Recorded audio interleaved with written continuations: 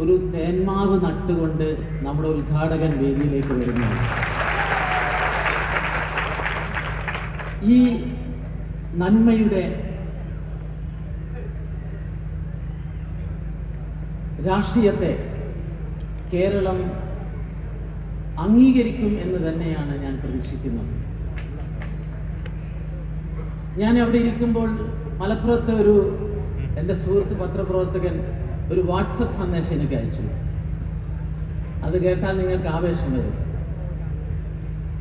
ഈ മൈതാനത്ത് ഇതിനകം 3 തെരഞ്ഞെടുപ്പ് കൺവെൻഷനുകൾ നടന്നിട്ടുണ്ട്.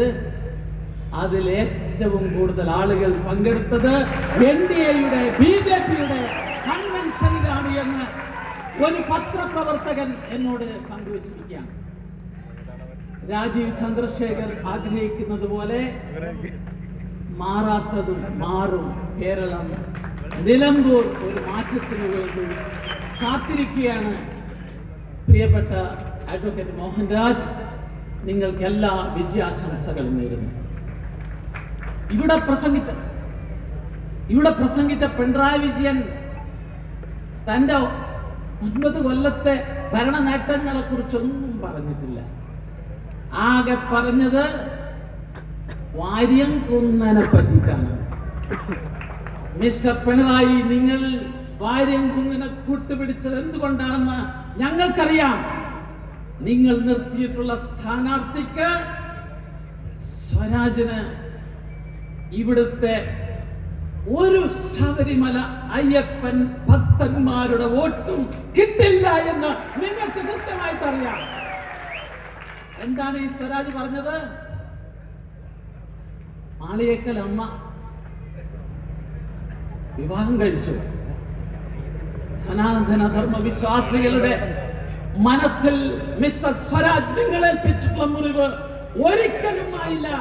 അവർ നിങ്ങൾക്ക് വോട്ട് ചെയ്യില്ല എന്ന് കൃത്യമായി മനസ്സിലാക്കിയത് കൊണ്ടാണ് പിണറായി വിജയൻ ഈ നിലമ്പൂര് വന്ന് ഏറ്റവും വൃത്തികെട്ട വർഗീയ ആയുധം പുറത്തെടുത്തിട്ടുള്ളത്. മിസ്റ്റർ സ്വരാജ്, നിങ്ങൾ സ്വരാജ് അല്ല, നിങ്ങൾ അയൽ രാജാണ്. ഓപ്പറേഷൻ സിന്ദൂർ നടക്കുന്ന സന്ദർഭത്തിൽ നമ്മുടെ സൈന്യത്തെയും നമ്മുടെ രാജ്യത്തെയും അപമാനിച്ചവനാണ് സ്വരാജ് എന്ന് പറയാൻ ഞാൻ ആഗ്രഹിക്കാം. ഞങ്ങൾക്ക് ഉറച്ച വിശ്വാസമുണ്ട്, കേരളം മാറും, കേരള രാഷ്ട്രീയം മാറും. പ്രിയപ്പെട്ടവരെ, കേരളത്തിൽ ഇവർ നടത്തുന്ന വലിയൊരു പ്രചരണം എന്ന് പറയുന്നത് BJP ന്യൂനപക്ഷങ്ങൾക്കെതിരാണ്. പച്ചക്കള്ളമാണ്. ഹജ്ജ് കമ്മിറ്റി ചെയർമാൻ എന്ന നിലയിൽ ഇന്ത്യയുടെ പല ഭാഗത്തും യാത്ര ചെയ്തപ്പോൾ എനിക്ക് മനസ്സിലാക്കാൻ സാധിച്ചത്, പ്രത്യേകിച്ച് UPയിൽ, വടക്കേ ഇന്ത്യയിൽ ഏറ്റവും ദരിദ്രരായ മുസ്ലിങ്ങൾക്ക് ക്ഷേമങ്ങളും സഹായങ്ങളും എത്തിക്കുന്ന നേതാവാണ് മോദി, യോഗി എന്ന് ഞാൻ മനസ്സിലാക്കുന്നു. എന്തായിരുന്നു രാഹുൽ ഗാന്ധിയുടെ കുടുംബത്തിന്റെ ഭരണത്തിൽ വടക്കേ ഇന്ത്യയിലെ പാവപ്പെട്ട മുസ്ലിങ്ങളുടെ സ്ഥിതി നിങ്ങൾക്കറിയുമോ? ഒരു താറിട്ട റോഡ് ചെന്ന് അവസാനിക്കുന്ന സ്ഥലത്ത്, ഒരു കുടിവെള്ള പദ്ധതി ചെന്ന് അവസാനിക്കുന്ന സ്ഥലത്ത്, ഒരു വൈദ്യുതി ലൈൻ ചെന്ന് അവസാനിക്കുന്ന സ്ഥലത്ത് മുസ്ലിങ്ങളുടെ ഇരുണ്ട കോളനികളായിരുന്നു.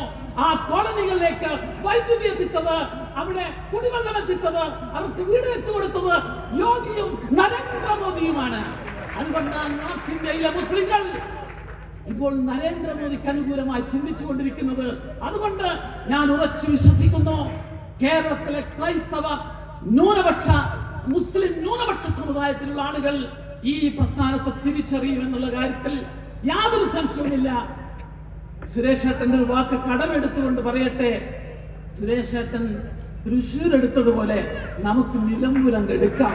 നന്ദി, നമസ്കാരം, ജയ് ഭാരത്.